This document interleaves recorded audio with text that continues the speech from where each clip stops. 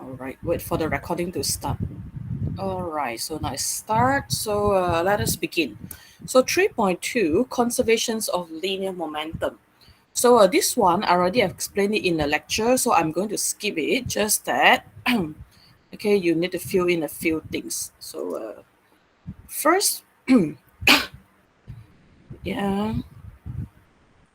So first things that you need to fill in, the total kinetic energy is conserved. So the symbol, okay, the symbol for kinetic energy in your syllabus is a summations K. Summations K initial equals to summations K final. So for elastic collisions, the momentum and kinetic energy, both of them, they are always conserved. Okay, so that is how we distinguish between elastic collisions and inelastic collisions. We looked at its kinetic energy. So if for elastic collision, the kinetic energy is conserved, then for inelastic collision, the kinetic energy is not conserved. So summations K initial is not equals to summations K final. So why is it not conserved? Because some of the energy that has been transformed into other forms, such as sound and heat. And this is the types of collisions that usually we see in reality, we see in the real life. Why? Because whenever there's a collisions, usually there's a sound, right? When two objects they hit each other, they will create sound, they will generate sound. That is because of the kinetic energy. So kinetic energy has been transformed into sound energy. And sometimes if object move for a short distance, you will feel that the object it seems like hot.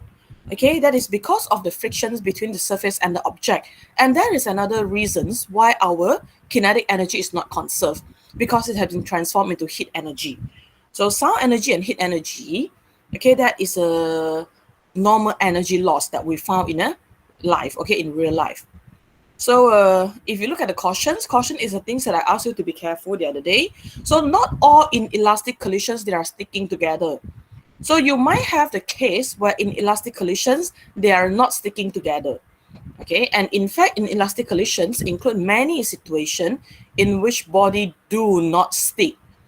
So don't think that okay, don't think that if object they are not sticking together, then they're elastic collisions. No, okay, quite often in elastic collisions they do not stick as well.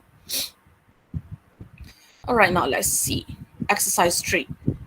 So figure below shows an object A of mass 200 gram collides head on. So head on, if you remember what I told you, means that two objects they are coming from opposite direction. Okay, opposite direction. So that is the meanings of head on. So with object B of mass 100 gram. So what do we have? We have object A. So I would like to label it in a diagram first. Okay, that is the things that I like to do. So MA equals to 200 gram, and then MB equals to 100 gram. And then after collisions, B move at a speed of 2 meters per second to the left. Okay, so I think the diagram got something wrong. Wait, yeah. Oh, okay, after collision. So after collision, so you need another set of diagram. So this is before collision. Okay, this is for before collision. And then after collisions, it tells you now your B move to the left. Okay, move to left. So your VB is equals to 2 meter per second. And then this is your object A. So object A, you don't know the direction. So VA is an unknown. All right. Now, if you look at the diagram again, when we are talking about velocity, if you remember, I told you velocity is a vector quantity. Therefore, you have to take into consideration its direction. So for before collision, object B moved towards right hand side. So it is positive, so no problems. So if you look at object A is now moving to the left. So this is a negative value. Okay, this is a negative value. So if you look at after collision, okay, for after collision, VB, object V moved to the left. So your VB should be a negative value. So you have to take into consideration the directions of every single object before and after collision. So if it is going to the right, then we take the velocity as a positive value. If it's going to the left, then we take it as a negative value. So now that you have all of it, so you can then determine the velocity of object A after collision. So let's apply conservations of linear momentum. So summations P initial equals to summations P final. So summations P initial, before collision, I have two objects, object A and object B. Therefore, I'm going to calculate the momentum for A and also for B. Momentum for A is MA, UA, and then momentum for B is MB, UB. Then equals to momentum after collision. So after collision, I still have two objects. Therefore, I'm still going to use the momentum for the both of them, calculate the momentum for the both of them. So I have MA VA plus MB VB. So next step, I just need to plug in the value from the diagram. All right, that's why I like diagrams a lot, because diagram let me see clearly what is going on, what is the directions of every object, and what is the values that I have, what is the information that I have now. So MA is 200 gram now. Do I need to change it into a kg? It depends on the situation. Now, if you look at the questions now, questions, I have MA, MB, MA, MB. I have MA and MB, okay, both of them on the left and on the right-hand side. If both MA and MB for before and after collisions, they are all in gram, then I don't have to change it into SI unit, because the unit will be cancelled out eventually. All right, so you don't have to change it into kg. If you want to change it, nothing wrong. All right, you can change it. If you want to use gram, then that is fine. This one is only for conservations law. Okay, for non-conservations, for example, if you calculate the impulse J equals to Ft, then in that case, everything must be in SI unit, including the M. Okay, if you calculate J equals to MV minus MU, in that case, M must be in kg. But when it comes to law of conservation, where you have the same variable on the left and also on the right, as long as they have the same quantity, same unit, then you can leave it. Okay, you don't have to convert its unit. So now MA, I have a 200 gram. And then UA, now my UA is a negative value. Remember to include the negative, so -6 plus MB, which is 100, and then UB, which is 3. Then equals to, after collision, the mass is still the same. Okay, the questions didn't mention anything about the loss in the mass. Therefore, we assume the mass is a constant value before and after collision. So MA, I still have a 200 gram. VA is the things that I want to find, so I leave it as unknown, plus MB. MB is 100 gram. And then now it's going to the left, so it's -2. Okay, it's -2. So rearrange the equations. You are going to get a VA equals to -3.5 meter per second. Okay, -3.5 meter per second. And now if you look at the questions, the question asks you to determine, is the collision elastic or inelastic? So now that you calculate the velocity, what can you do? If you remember, okay, the things that we discussed just a moment ago, in order to check whether a collision is elastic or inelastic, we check its kinetic energy. So you calculate its initial kinetic energy. So total kinetic energy before collision equals to what? Equals to kinetic energy, initial kinetic energy of object A plus initial kinetic energy of object B. All right, and if you remember, kinetic energy is K equals to 1/2 mv squared. So now we're going to plug it into the equation. So equals to 1/2 ma. Now you're looking at initial. So UA squared plus 1/2 mb UB squared. All right, then you calculate its value. So see how many joule is it. Then you repeat the same thing for final kinetic energy. So final kinetic energy, half ma VA now, because you're looking at final, plus half mb VB squared. So again, you calculate and see what is the value. Then you make a conclusion. See whether K initial and K final they are equals to each other or they are not equal. Okay, if they are equal, then what types of collision? Okay, what type of collision? So if they are unequal, then what type of collisions that you have? So now I give you 4 minutes, okay, 4 minutes to complete the calculations for kinetic energy. Then you tell me whether it's elastic or inelastic. All right, you can post your answer in the chat. Tell me whether it is elastic or inelastic collision. So I give you 4 minutes to complete the calculation. Okay, I give you 4 minutes to complete the calculations.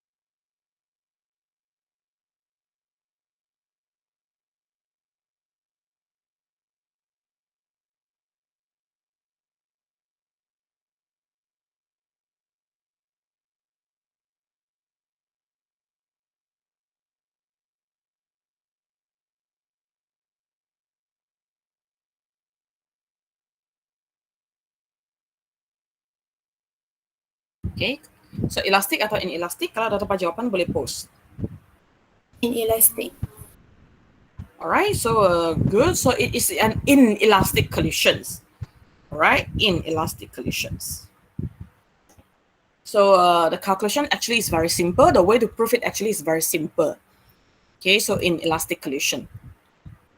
So if you calculate and then eventually you're going to get two values that are not equals to each other. So they are unequal. So you cannot put a summations k. Okay, now sometimes what students they like to do, they put like this. They say summations k equals to summations k final. Then they do the calculations and then at the end, they say k initial is not equals to k final.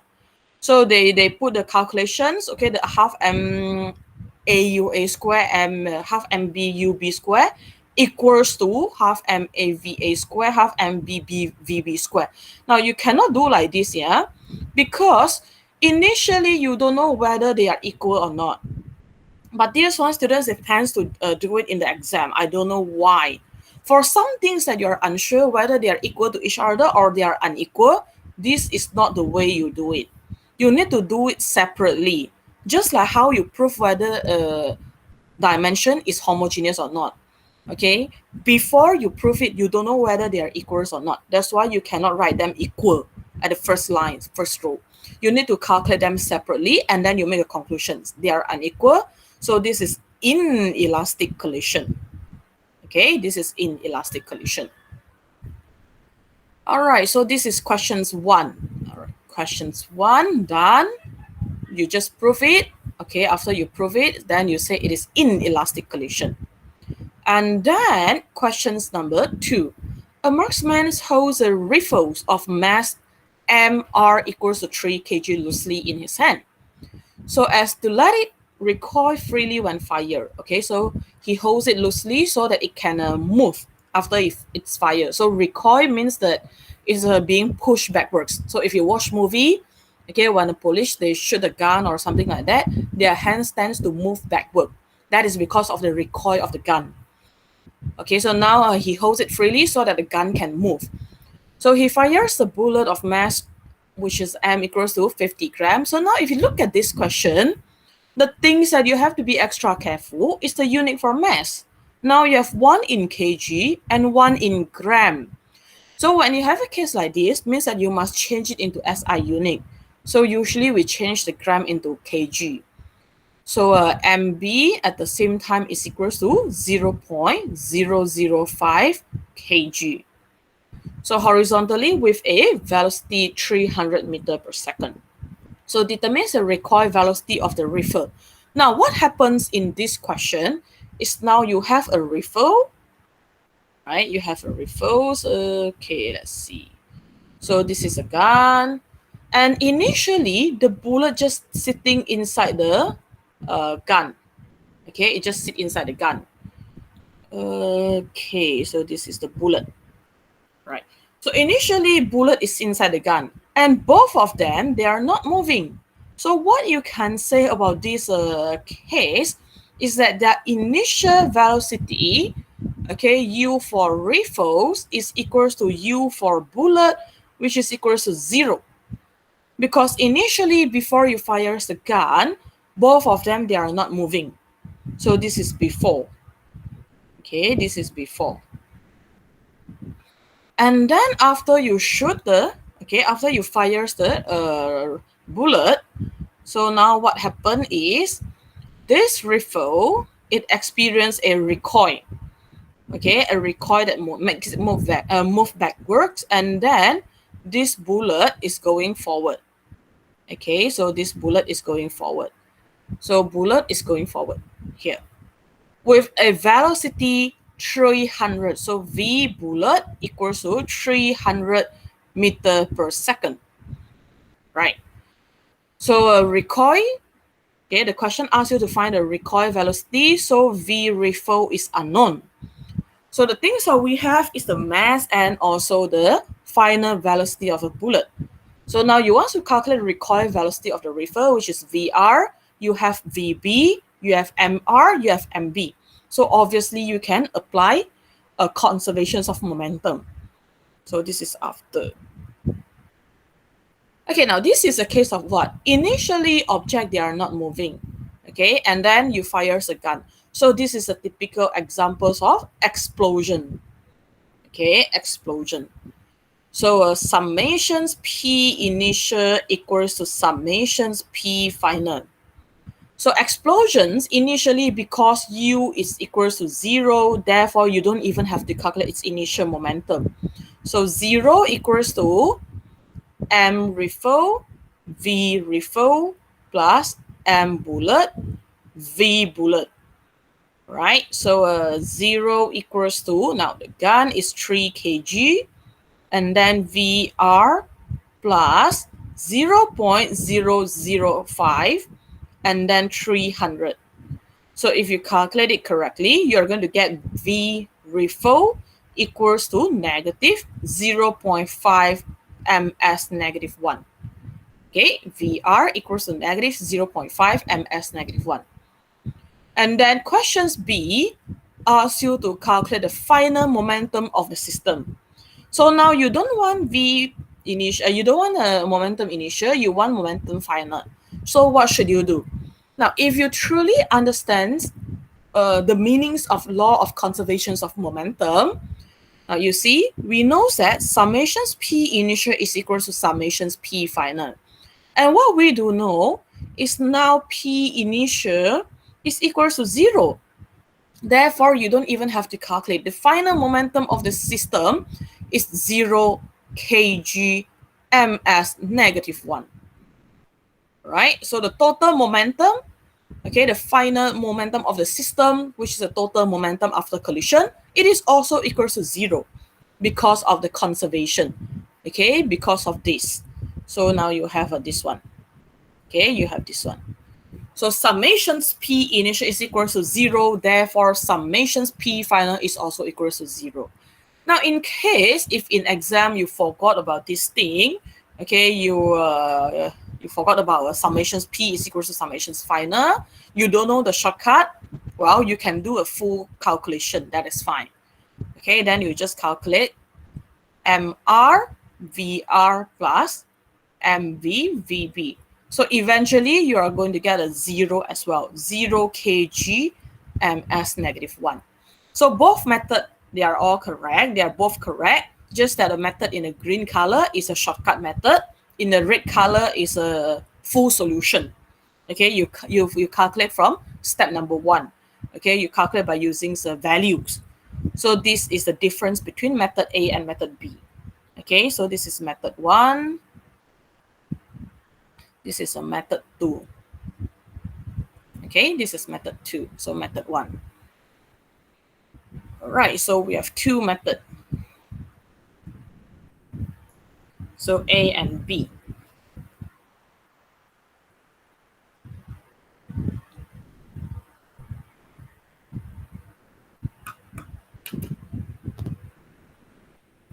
So I give you 2 minutes to write it down. Okay, you can write down both methods so that you understand.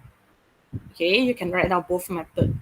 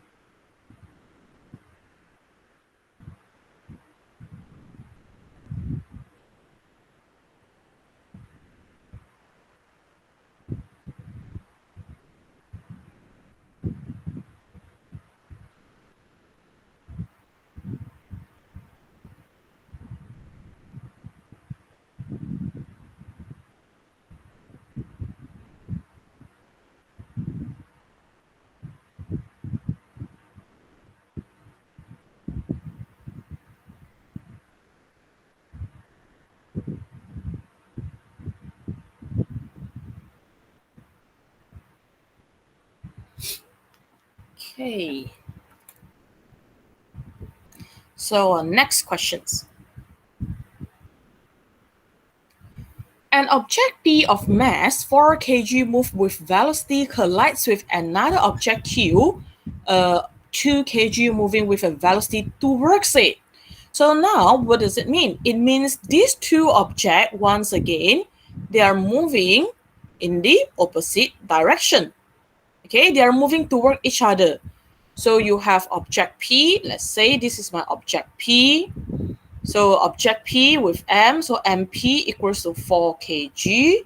Moving to the right with a UP equals to 4 meter per second. And then I have another object Q.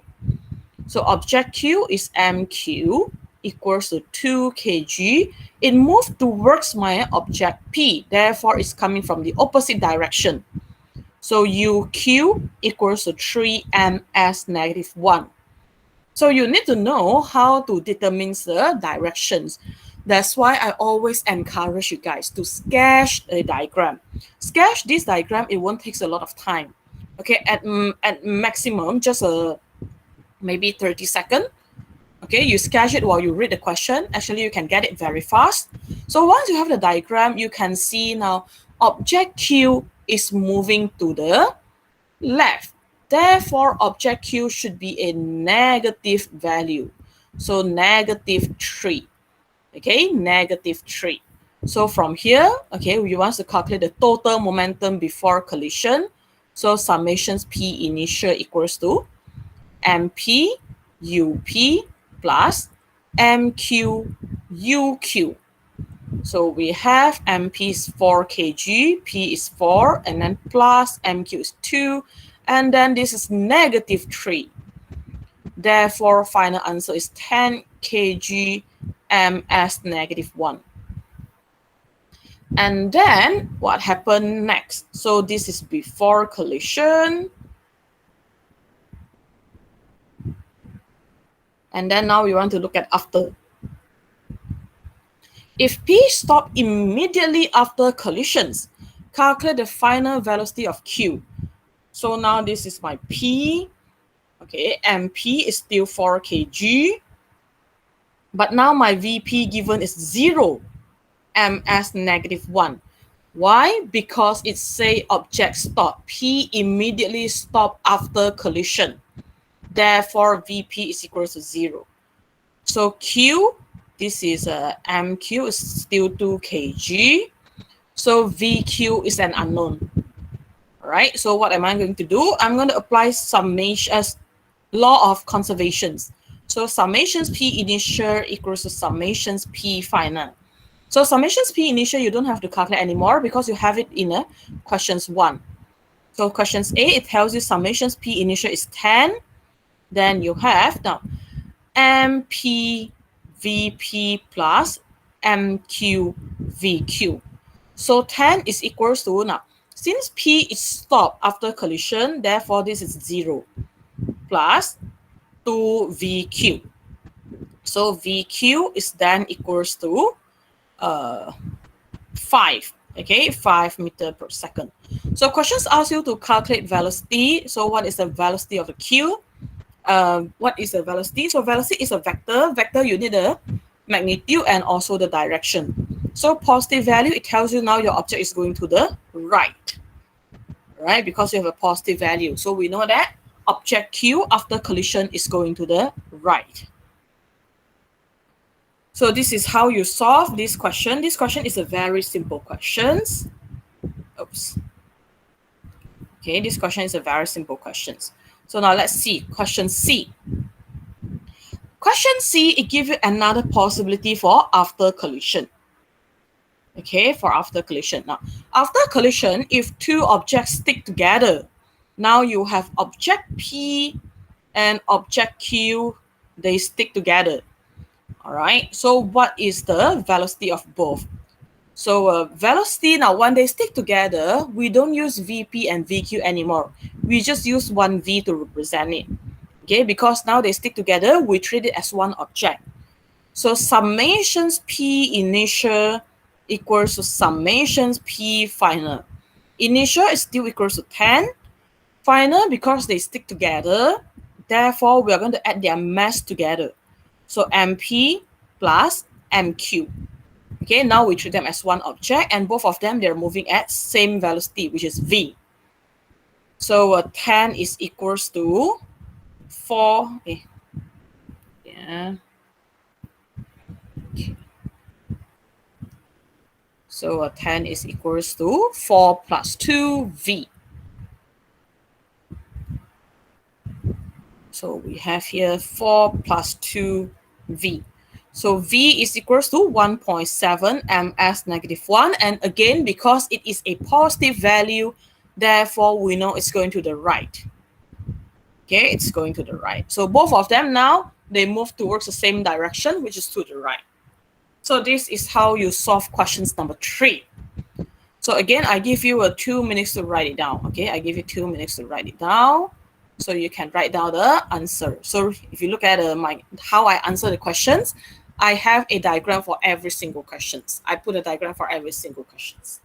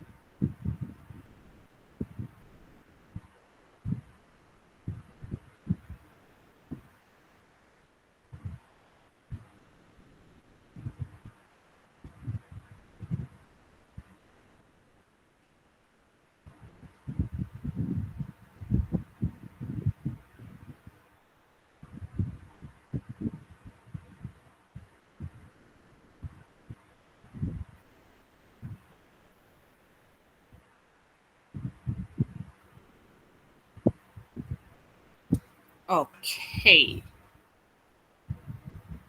So next.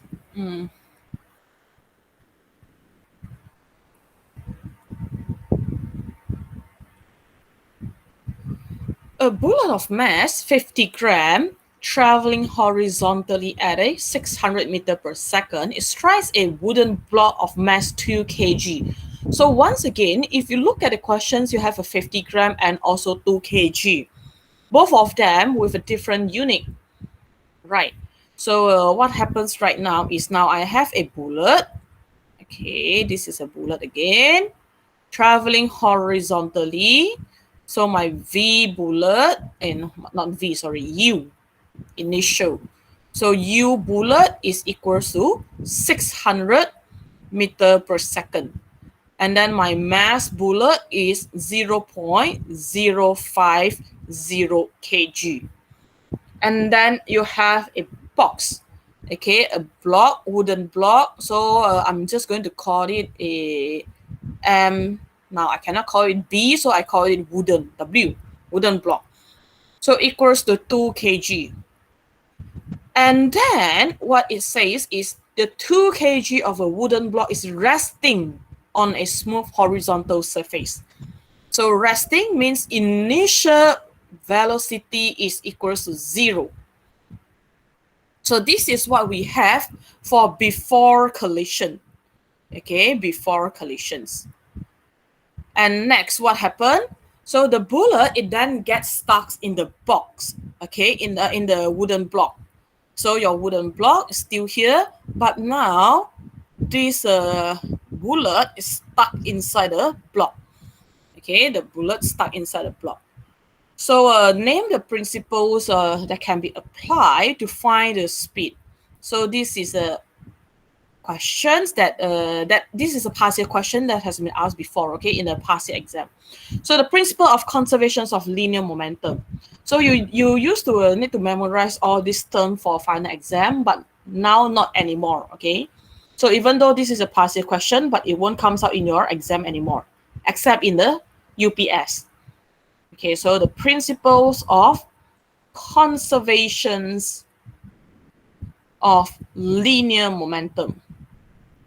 Okay, linear momentum. All right, so after collisions, okay, so we have the names already. So what are we going to do next? Calculate the speed of the bullet and block system immediately after the impact. So now you want to calculate the speed when two of them, now these two objects, the bullet stuck inside the wooden block, which means these two objects is now sticking together. Therefore, we have only one V. Okay, so the mass of this bullet and block system is mv plus mw. So let's see what is the final speed. So summations P initial equals to summations P final. So MB UB plus MW UW equals to, because they're sticking together, MB plus MW times with V. Okay, times with V. So plug in the value. M is at 0.050, 600 plus W is 2. Initially, it's not moving. So 0 equals to 0.050 plus 2 times V. So V is equals to 14.63 meter per second. So since the question is asking for speed, so you don't have to state its direction. But if you want to state, nothing's wrong. Okay, kalau nak state tak salah juga. Just that I shows you what is the difference between velocity and speed. Velocity, you need to mention its direction. Speed, you can just leave it in a value without mentioning its direction. All right. So again, I give you 2 minutes to write it down before I proceed to next question. Oh wait, I think there's one more question. Sorry. Okay, we got a question C. So question C, if the times of impact was 5 times 10 to the power of -4, so now you're given a T. It is asking for the force of the bullet exert on the block during the impact. So what do we have right now? Okay, it wants the force of the bullet exerted on the block. So you want to calculate something on the block. So we want to use the informations about the block. Okay, we want to use the information out of the block. And you want to calculate the force. You are given the time. What can you do? Now you have times. Try to recall what is the equations that we have to that involve time in chapter 3. So apparently we have only one equations. Okay, you want to calculate F, you have time, therefore it's J equals to Ft. And we know that impulse at the same time is equals to mv minus mu. Okay, mv minus mu. So F and then T 5 times 10 to the power of -4. And because you're looking at the block, the information's on the block, therefore mw vw minus mw uw. Everything's for the wooden block. Okay, so F 5 times 10 to the power of -4 equals to, okay, so the block is 2 kg. So 2 kg times V. So V, we have a 14.63. minus, now initial velocity is 0, so you don't even have to calculate it. Therefore, the force on the block is equals to 5.85 times 10 to the power 4 Newton. Okay, which makes sense. Okay, which makes sense. Because the force acting on the block, now you have a bullet. Okay, you have a bullet. This is the block. So when it hits the block, it exerts a force.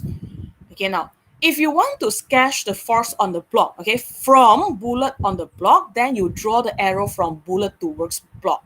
So this represents the directions of the force. So based on the directions of the force, you should obtain a positive value, which is correct. Okay, which is correct. So in case you accidentally, okay, use the information for a bullet, you use J equals to Ft equals to M bullet, V bullet minus M bullet, U bullet. Okay, so what is going to happen? So what will happen is just that you're going to get an F equals to negative 5.85 times 10 to the power 4 Newton.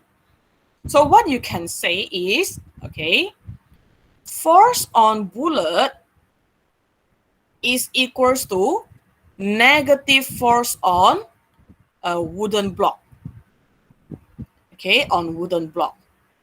Therefore, force on wooden block is then equals to positive 5.85 times 10 to the power 4 Newton. All right. Also can, in case you accidentally use the informations of bullet. So if you want to calculate force on bullet, then you use informations for bullet.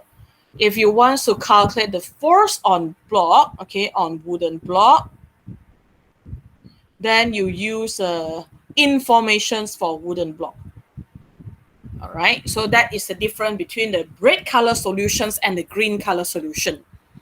So red color solution, I know it's correct because if you calculate the force on the block, so from bullet on block, the force is going to the right hand side. Therefore, your calculation is a positive value. Okay.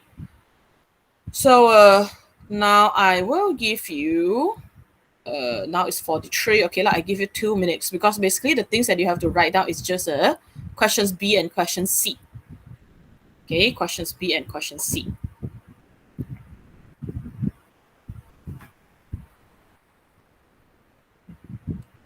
So write down the solutions for both of them, okay, for both methods, so that you can see what is the difference.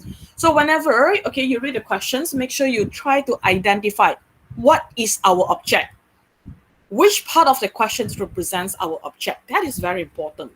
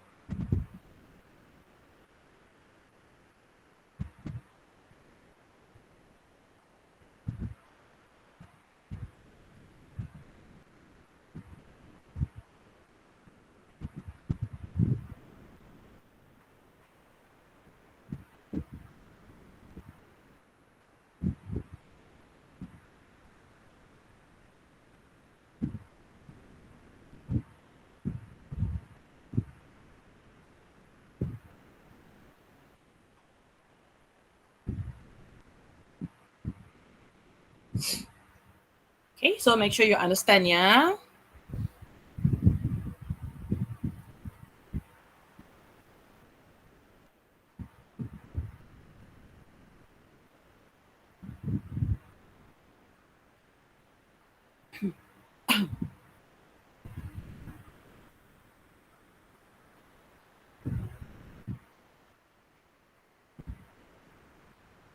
All right. So next.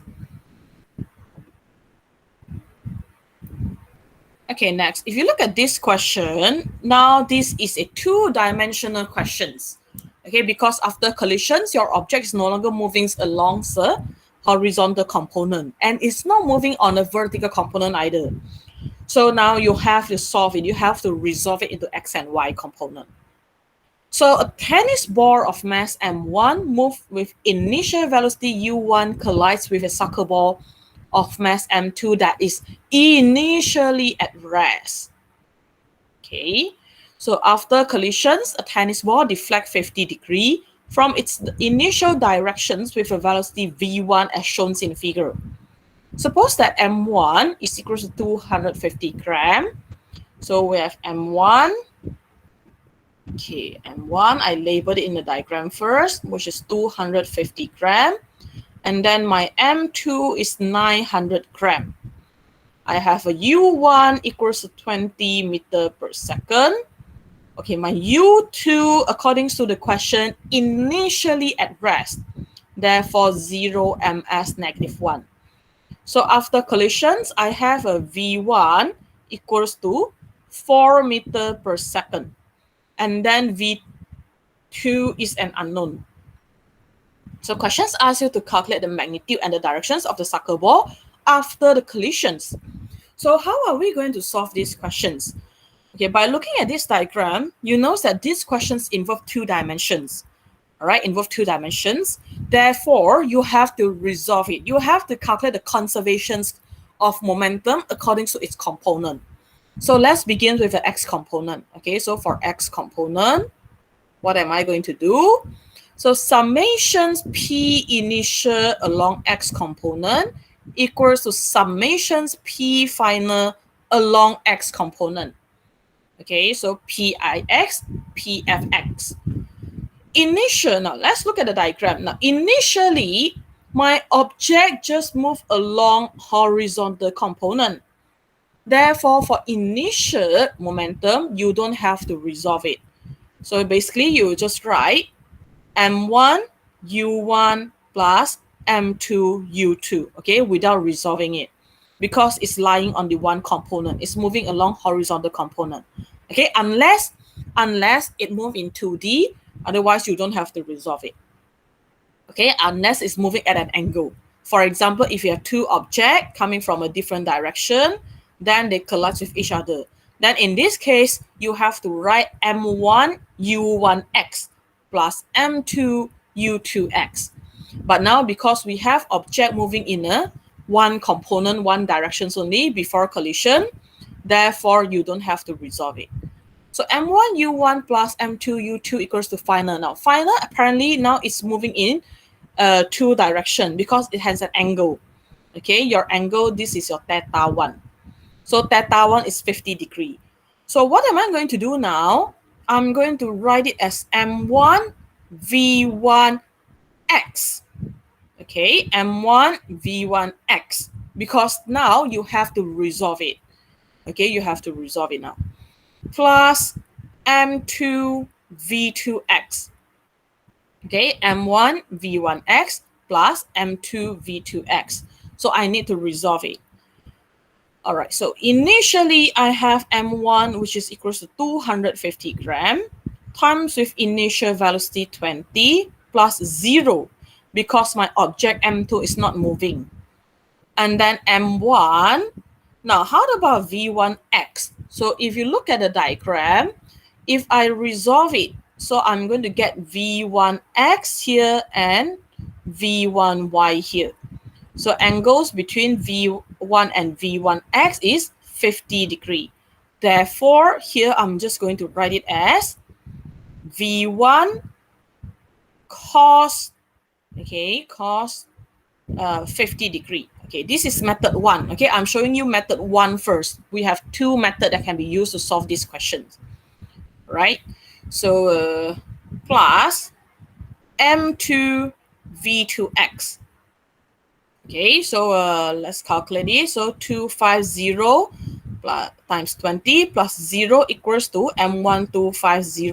Now v1 is 4, so 4 cos 50 degrees plus my m2 is 900 grams. Now for V2x, you can actually leave it in a V2x, okay? You don't have to expand it. So if you calculate it, you're going to get a V2x, which is equals to 4.84 ms negative 1. All right, this is for x component. So now I'm going to do it for y component. Okay, so for y component, I'm just going to repeat same thing. Summations PIY equals to summations PFY. Now, if you look at the diagram, initially, M1 is moving along horizontal component, M2 is not moving, in which it means the initial total momentum along y component is equal to 0. Okay, because there's no motions along y component before collision. All right, so you don't even have to calculate it. So initial momentum along y component is equal to 0, and it is equals to m1 v1y plus m2 v2y. So 0 equals to, now my m1 is 250, my v1y now is cos, so now I'm going to use sine. So for sine 50 degree plus 900 v2y. But this is not the correct substitutions though. Why? Because you have to look at diagram. You look at the directions of this v1y. Okay, you look at the directions of this v1y. v1y is pointing downwards. Therefore, one thing is missing here. Okay, which is the negative sign. All right, so you have to refer to the diagram. Diagram show v1y going down. Therefore, the value should be substituted as a negative value. Okay, you should use a negative sign for sine 50 degree. So rearrange the equations. You will obtain v2y equals to 0.851 ms negative 1. Okay, ms negative 1. So now that you have v2x and v2y, you can then use these two values to calculate v2. Okay, so v2 is just equals to square root v2x square plus v2y square. So you calculate its resultant value. Okay, you calculate its resultant value. So plug in the value, okay, you substitute the value, and eventually you are going to get 4.91 ms negative 1. And because the question is asking for the direction as well, so direction theta equals to tangent negative 1. So v2y divided by v2x. So again, you plug in the value, and then you calculate it, you're going to get a angle which is 9.97 degree. Now that is not the ends yet. You need to think, okay, this resultant value is located in which quadrant? So how are you going to know? You look at v2x. v2x is a positive value. v2y, it's also a positive value, which means my resultant vector is located in first quadrant. Therefore, above positive x-axis. Okay, above positive x-axis. So this is method number 1. All right, this is method number 1. So now I'm going to show you method number 2. Okay, I want to show you method number 2 before I let you copy the answer. So method number 2, it happens when students expand this v2x and this v2y. Okay, kadang-kala pelajar dia pergi expand v2x and v2y. Then what is going to happen? If you expand v2x, okay, now sometimes students, they will write it as 250 times 20 plus 0 equals to 250 for cos 50 degree plus v2 cos theta 2, okay, which is unknown. Both of them, they are unknown. So this would be V2 cos theta 2 equals to 4.84. Okay, this is what you're going to get. If you expand the equation, if you expand V2x, okay, kadang-kala pelajar dia pergi expand V2x. And in fact, sometimes you need to expand it in order to solve the question. For instance, questions number 6, you need to expand it in order to solve the questions. All right. So this one, in this case, I'm going to call it first equation. And then this is a step, okay, so this step. So sometimes students expand the y component as well to become 0 equals to 250 negative 4 sine 50 degree plus 900, and then just now got 900 missing. So 900 V2 sine theta 2. Okay, so this is what sometimes the students will do. So V2 sine theta 2 is then equals to 0.851 ms negative 1, sorry. Okay, ms negative 1. So this is second equations. Now, you cannot solve it by using simultaneous equations. You cannot solve it by using resultant equations, resultant method. Why? Because now you have 3 unknowns. V2, and then you have cos theta 2, you have sine theta 2. Okay, you've got 3 unknowns in 2 equations. So you cannot solve it by using simultaneous method. But what you can do is use equations 2 divided by equations 1.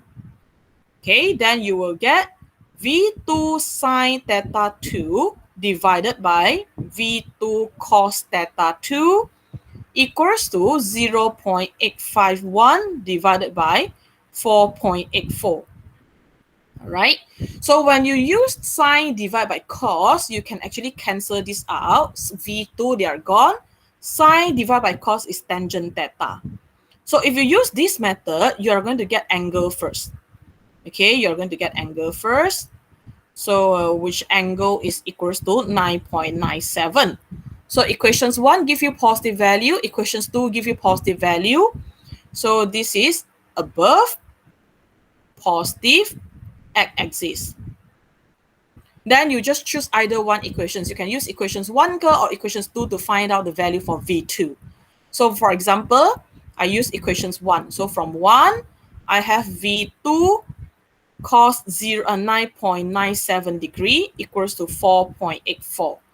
Okay, so V2 is then equals to 4.91 meter per second.